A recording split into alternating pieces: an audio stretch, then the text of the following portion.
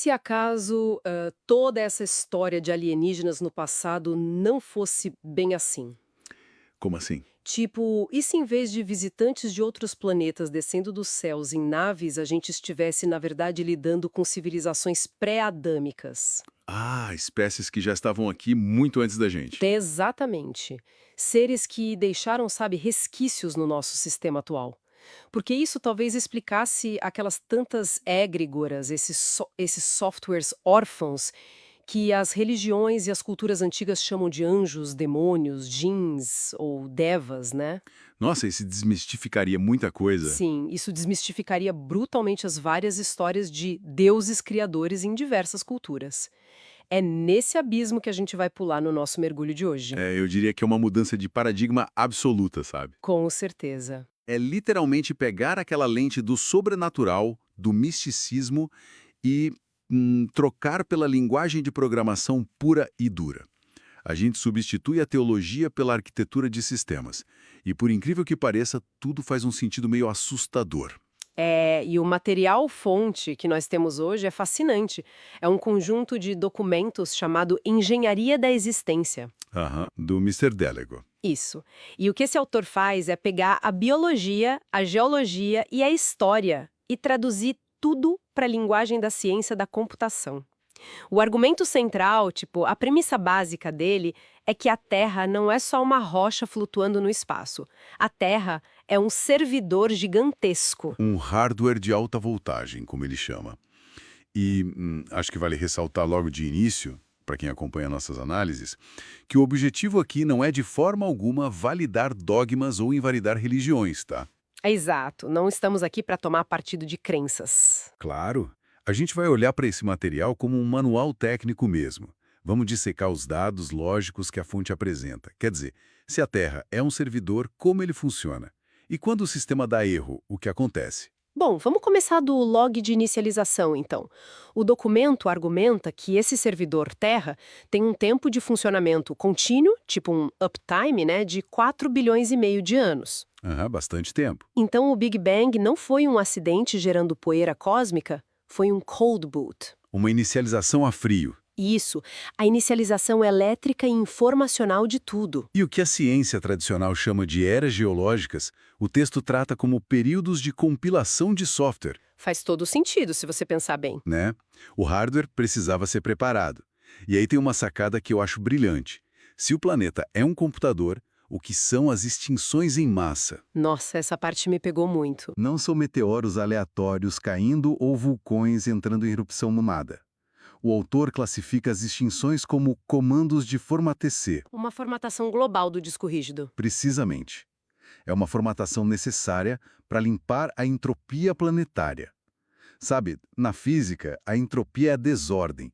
Quando o HD fica muito cheio de código parasita, de violência, o sistema trava. Ele precisa de um reset. É.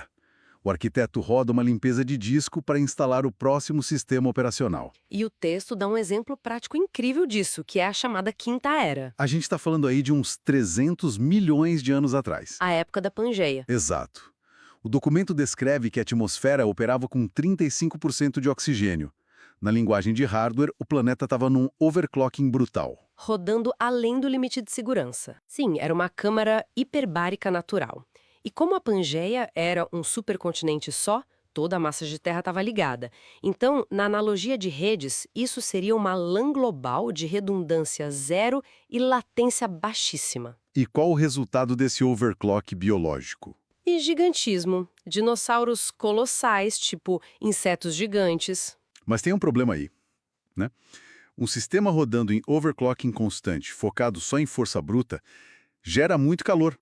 Muita agressividade. Exatamente. O sistema da Quinta Era dos seres de sangue frio esgotava recursos muito rápido e não dava espaço para níveis mais sutis de consciência evoluírem. Então, o meteoro da extinção KT há 66 milhões de anos? O famoso Format C? Isso. Não é só uma pedra caindo. É um pulso magnético destrutivo de segurança para encerrar essa Quinta Era e preparar o servidor para a Sexta Era. Que seria a nossa era dos mamíferos focada mais em inteligência. Mas, olha, eu preciso fazer a pergunta lógica aqui. Se eu formato o meu HD agora, apaga tudo, né? Some tudo. Como é que o autor explica que alguns traços das civilizações antigas sobreviveram nesse nosso sistema, se o reset foi absoluto? Ah, essa é a beleza da persistência de dados. Quando um HD é formatado de forma rápida, os dados não são apagados fisicamente logo de cara. O sistema só deleta o índice. E isso, o índice que aponta para os arquivos. Mas os bits continuam lá, esperando serem sobrescritos. E o texto diz que alguns remanescentes da Quinta Era, os chamados irmãos mais velhos, perceberam que a formatação ia acontecer. Eles sabiam que o comando de limpar o disco tinha sido dado. Sabiam. E eles criaram duas estratégias de backup. O protocolo Vimana, usando veículos que romperam a quarentena atmosférica. Veículos citados naqueles textos védicos antigos, né? Sim, eles basicamente fizeram upload para fora do alcance. E o segundo foi o protocolo Agartha, onde eles fizeram backup para o subsolo. A Agartha, aquela lenda das cidades subterrâneas. Mas espera aí, como é que para o subsolo salva você de um pulso magnético de formatação? Eles usaram a densidade mineral não só como esconderijo, mas como isolamento eletromagnético. Quilômetros de rocha blindando a informação. Caramba! E o texto fala que a assinatura genética dessa quinta era ainda roda no nosso hardware hoje, não é? O sangue RH negativo? Exatamente, o RH negativo. Isso é muito doido, porque a biologia tem certa dificuldade de explicar a origem exata desse fator RH negativo, tipo como ele surgiu. E o texto chama isso de fiação blindada. Porque atua como um pedaço do código antigo supersensível que recusa alguns marcadores da atualização nova da Sexta Era. Tá, entendi como eles sobreviveram. Mas e a gente? Como o ser humano moderno foi instalado no meio dessa confusão toda? Porque o documento menciona o tal do patch adâmico, certo? Certo. Ele mapeia um baita conflito de software na transição para o humano moderno. A nossa interface gráfica foi compilada e instalada há uns 200 ou 300 mil anos. Que é o que a ciência chama de Eva mitocondrial e Adão cromossômico Y. Sim, mas o texto define isso como a instalação do patch de sincronia psi, um ponto de restauração no DNA, criado logo após uma corrupção massiva de dados. E aí entra o gargalo genético de Toba há uns 74 mil anos. O vulcão de Toba explode, tampa a atmosfera e a humanidade quase é deletada de vez. O hardware planetário ficou com muito pouca energia, né? Então o sistema precisou zipar o DNA humano. Zipar? Tipo, comprimir um arquivo? Literalmente comprimir, para caber num hardware de sobrevivência num ambiente todo degradado. E ao zipar o nosso DNA, o nosso bitrate caiu e a nossa longevidade despencou. Ah, isso conecta com a lista dos reis sumérios. Exato. Para quem não lembra, a lista dos reis sumérios relata reis que governavam por 30 mil anos, coisas assim. E a ciência acha que é mito. Mas na lente desse autor, não é mito. Era o desempenho nominal do nosso hardware original antes de sermos zipados para viver só uns 80 anos. Nossa, e é a partir daí que o documento entra na parte que eu achei mais perturbadora.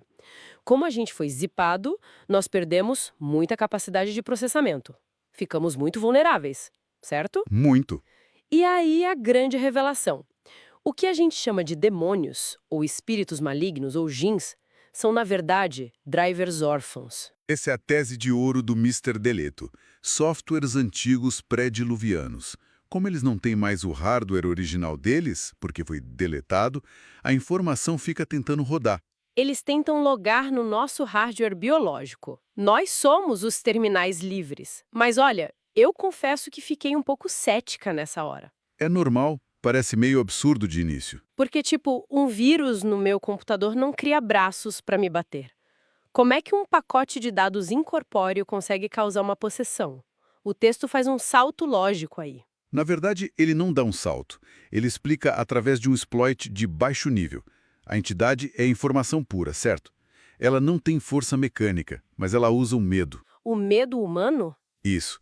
O terror induzido satura a amígdala no cérebro. E quando a amígdala entra em curto, ela desativa o córtex pré-frontal, que é o nosso firewall lógico. Nossa, então o firewall cai e as portas ficam abertas. Exato. E para atuar no físico, a entidade parasita o ectoplasma, que o autor traduz cientificamente como energia mitocondrial e biofótons. Biofótons, as partículas de luz das nossas próprias células. A entidade rouba a nossa energia elétrica e metabólica para se manifestar. Ela usa o nosso próprio